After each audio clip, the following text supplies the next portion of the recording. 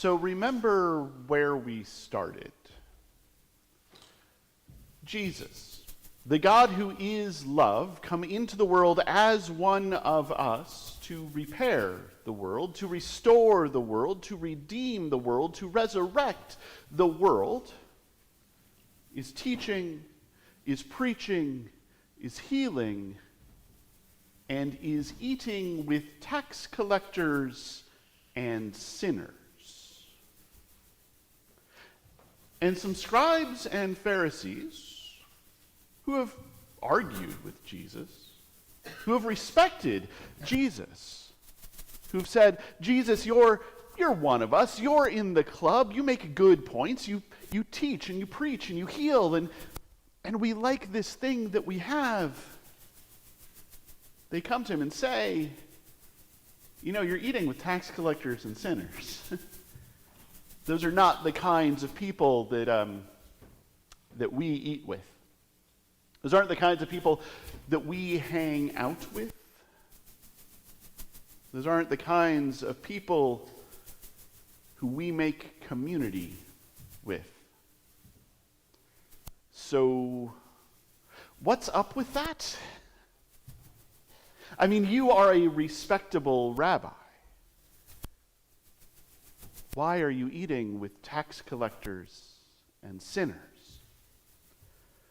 And so Jesus starts telling parables. He tells his first parable about a shepherd who has lost a sheep and who goes into the wilderness to search for that sheep, leaving 99 sheep behind to find the one, and when he finds that sheep, lifts it over his shoulders and carries it home and celebrates because the sheep had been lost and now it is found. And his second parable about a woman with 10 gold coins who loses one of those coins and so searches all over for it, and when she finds it, picks it up and celebrates because this coin that had been lost now is found. And Jesus tells these scribes and Pharisees, this is what it is like in heaven when one that was lost is found, when one that was lost is brought home. And then he starts telling the big parable. The parable we all know, the parable that you have heard preached on so many times before, the parable that every pastor loves to preach on. It's one of those few passages that nobody looks at when it pops up in the lectionary and says, oh no, how on earth am I going to make this into a good sermon? There once was a man who had 2 sons. And the younger son went to his father and asked for what would be his inheritance. And so the father divided his estate between these 2 sons and gave the younger one what would be his, and the younger one took what would be his and went out into the world and spent it, frittered it away on wine and women, and ended up in a bad situation with no money and no friends and no hope, and had to come home and say, Dad, I kind of messed up. I've sinned against you and I've sinned against heaven, and I am not fit to be your son, but if you could give me a job, I'd really appreciate it. And if we remember from last week, when that son was crossing the field to come home, that father ran to meet him. He did not waste any time waiting for his son to show up. He cut his son off partway through his little speech. He said, no, you're home. Come in. And he turned to his servants and he said, kill the fatted calf. Let's have a big feast. Let's have a big party. Let's have a bash. Because this son of mine who was lost has come home. This son of mine who was lost has been found. This son of mine who was dead has been brought back to life. And if that isn't worth celebrating, then I don't know what is. And so they gathered up and they went inside. And they turned up the music, and they laid out the food, and they poured the drinks. They had the biggest party you have ever seen. But the older son, the older brother, wasn't there at the time. He was out doing the stuff that he was supposed to do, finishing his chores. There were sheep after all, and cattle after all, and fields after all. Work had to be done, so he was doing it. And when he comes back to the house, he sees the lights and he hears the music and he asks someone, "What is going on?" And that someone says, "Well, your brother came home. And your dad is really excited. And so they're having a party. They killed the fatted calf. They opened the good wine. This is the biggest party you've ever seen." And this older brother is angry. And he crosses his arms and he stands there, pouting, until his dad comes out and says, "Son, why are you angry? This is, believe it or not, a good day." And this older son, this older brother says, "I don't understand how you could celebrate him. I mean, don't get me wrong, glad he's home. That's good, but you've never given me anything. I mean, I've been here the whole time. I've done everything that you have asked of me. I've done more than everything that you have asked of me. I have done all the things that I'm supposed to do. I've done none of the things that I'm not supposed to do. I have honored you. And I've never even gotten like a goat. I've never gotten the chance to have a party with my friends, like have a sleepover. So I don't get it. I don't understand why I get nothing and he gets a party." And I say this as a younger brother. While older brothers are the worst, he has a point. It's not a point that I like. It's not a point that I champion, but he has a point that I get. I understand what it is like to sit there and say, "I have played by the rules. I have done all the stuff. I have worked hard. I have come in early. I have stayed late. I have put everything into this. And yet he is getting noticed. And I am being just left aside, left behind, brushed aside, ignored, treated as part of the furniture. The one who will just do all of the things that need doing." It's hard. And I think we all know what that is. And there are times maybe when we are a little bit justified in that. There are times when I can understand it. There are times when I can get it, and there are times when I can say, "Yeah, I know how that feels, and it is terrible." There are times when it is not justified. When it blows up and gets too big. When it becomes, "I've been playing by the rules. I don't understand why those people who are less fortunate are getting anything. Shouldn't they have to work like I have worked? Shouldn't they have to do all of the stuff that I have done, even if I haven't really done all of the stuff, even if I am relying on some privilege that I enjoy?" Or, "My folks came here by the rules, even though the rules at the time were show up and give your name. Why did those people get to come in a different way? Can't they do it the right way, even though there is no right way anymore? This is to say, there are times when our feelings make sense, and there are times when we are doing nothing but gatekeeping for the sake of gatekeeping. When we are saying, I did what I was supposed to do, they did not do what I think they were supposed to do, how can you give them anything? I should get it. I should have it all. You should kill the fatted calf for me. You should throw the party for me. I have been here the whole time. And I'm glad that he's home. But probably you should recognize that he is not fit to be called your son.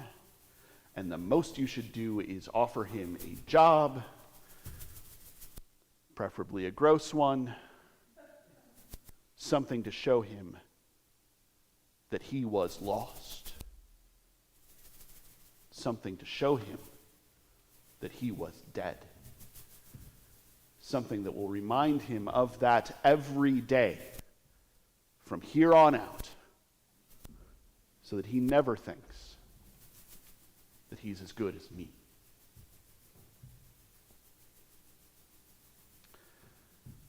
I know that we are supposed to think, because I know that I was told, because I know that I was taught, that the older brother is the Pharisees and scribes.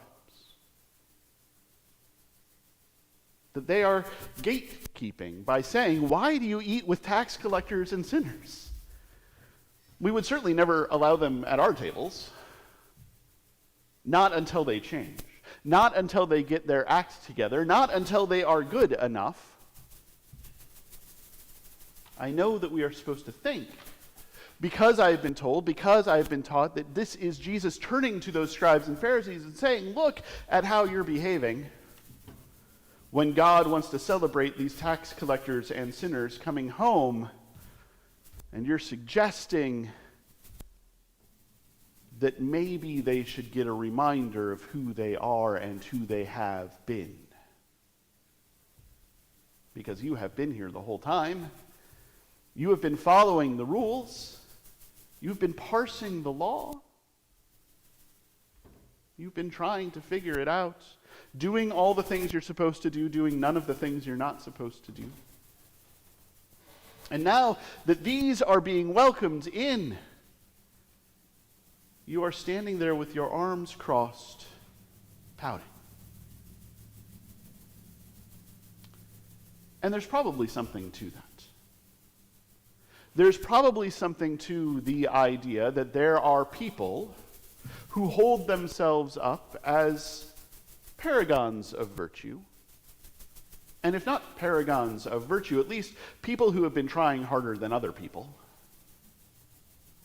who want to keep that gate, who want to make sure that anybody who comes in knows who they are supposed to be like, knows who was there first, know who has been there the whole time, who want to make sure that anybody who comes in adjusts, assimilates to the way things are on this estate. But I want to suggest something else. I want to offer this. Maybe the scribes and the Pharisees are actually the younger brother. Maybe they are the ones, and I'm not trying to put them down, but maybe they are the ones who have thought to themselves, I can figure this out.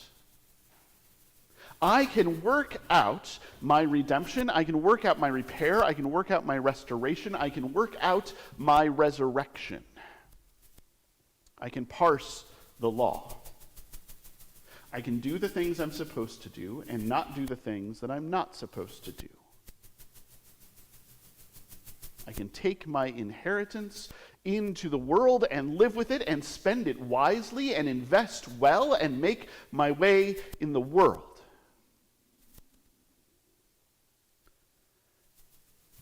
And they are finding that they can't. That it is too hard, that it is too much. That they need this additional thing.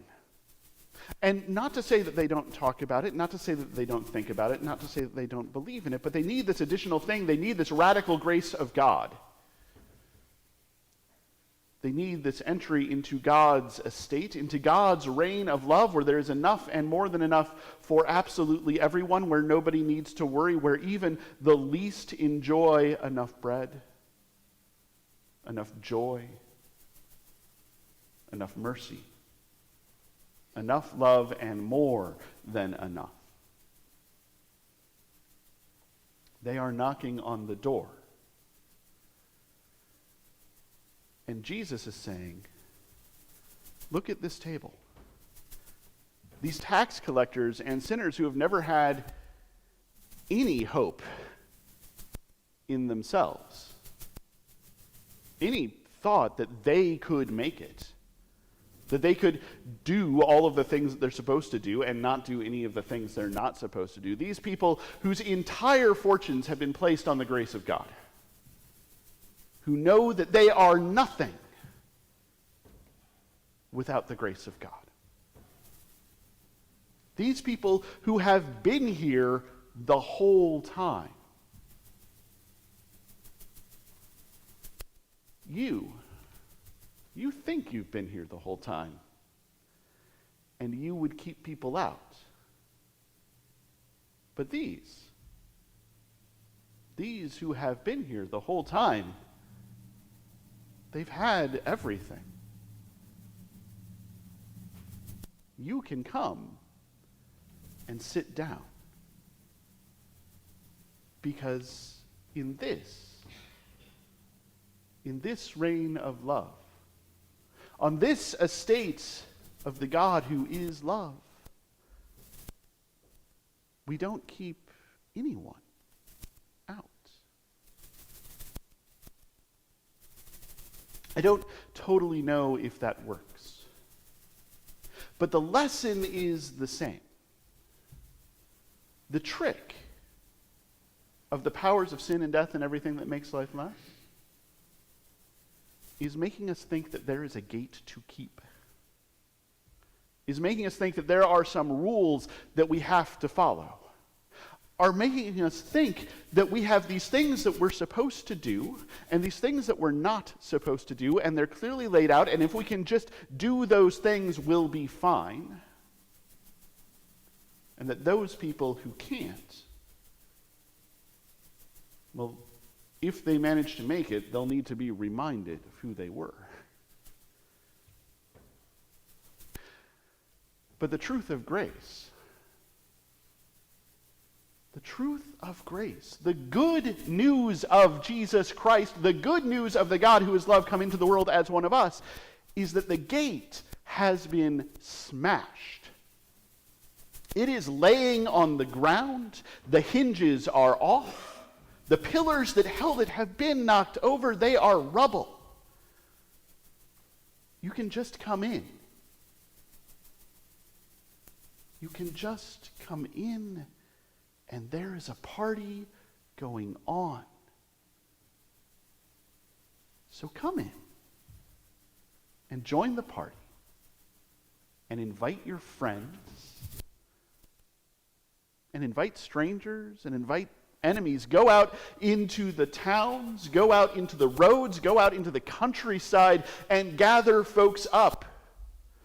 Because you know what makes this party better? More guests, more people, more of creation bathed in the love of the music of the heavens, of the bread of life, of the cup of blessing, of the love and mercy and grace of God. So come in, have a seat, join the party. Because what a wonderful party it is.